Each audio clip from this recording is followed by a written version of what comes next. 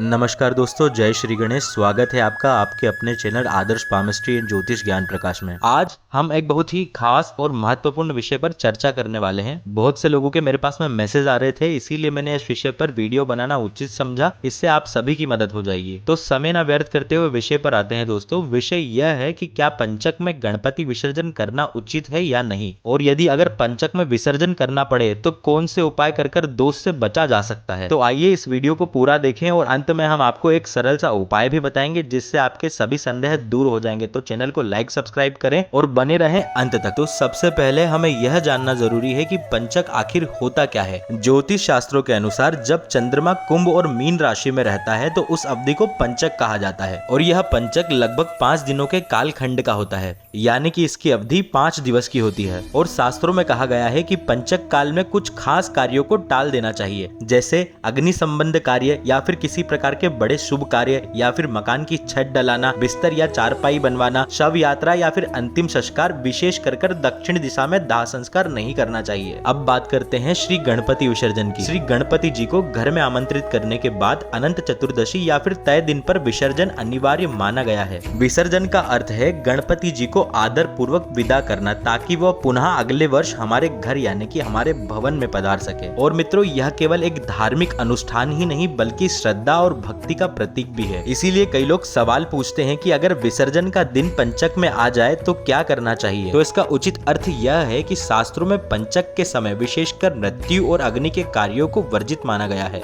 लेकिन श्री गणपति विसर्जन एक पूजा का अंग है, ना कि कोई अशुभ कर्म। इसलिए कई विद्वान कहते हैं कि गणपति विसर्जन पंचक के समय में भी किया जा सकता है, बस सही विधि और शांति का उपाय करके। फिर भी यदि श्री गणपति विसर्जन आपको पंचक में ही करना पड़े और आपका मन नहीं मान रहा तो इन उपायों का पालन अवश्य करें। विसर्जन से पूर्व श्री गणपति के समक्ष प्रार्थना करें, हे विघ्नहर्ता श्री गणेश, पंचक काल में हो रहे इस विसर्जन के दोष से स्वयं का निवारण करें। और विसर्जन के समय 5 प्रकार के पत्ते जल में अर्पित करें, जैसे पीपल, आम, बेलपत्र, तुलसी और अशोक के पत्ते। और अगर संभव हो सके तो पंडित जी से पंचक शांति मंत्र या फिर छोटा सा हवन करा लें। और साथ ही विसर्जन के समय लाल या पीला पुष्प और साथ में दुर्वा गणपति जी को अर्पित कर जल में प्रवाहित करें। और इसके पश्चात अगर परिवार में कोई बुजुर्ग हो या फिर किसी भी बुजुर्ग का आशीर्वाद अवश्य लें। तो मित्रों, निष्कर्ष यही है कि पंचक काल अशुभ जरूर माना जाता है, लेकिन गणपति विसर्जन कोई अशुभ कार्य नहीं है। और यदि विसर्जन पंचक में ही करना पड़े तो घबराने की आवश्यकता नहीं है। ऊपर बताए गए सरल उपायों को अपनाकर दोष से बचा जा सकता है। और यदि यह भी आपको नहीं करना है तो 6 सितंबर को 11 बजे से पूर्व आप गणपति जी की आरती व विसर्जन करने की प्रक्रिया कर सकते हैं, क्योंकि उसके बाद ही पंचक प्रारंभ होगा। तो अंत में बस यही कहूंगा, जय श्री गणेश। अगर आपको यह वीडियो अच्छा लगा हो तो लाइक जरूर करें, चैनल को सब्सक्राइब करें ताकि ऐसे ही धार्मिक और ज्योतिष ज्ञान से रिलेटेड वीडियो आपको मिलते रहें। और हाँ, कमेंट कर जरूर बताएं कि आपके यहाँ गणपति कितने दिनों के लिए विराजमान होते हैं, और कमेंट में जय श्री गणेश लिखना ना भूलें।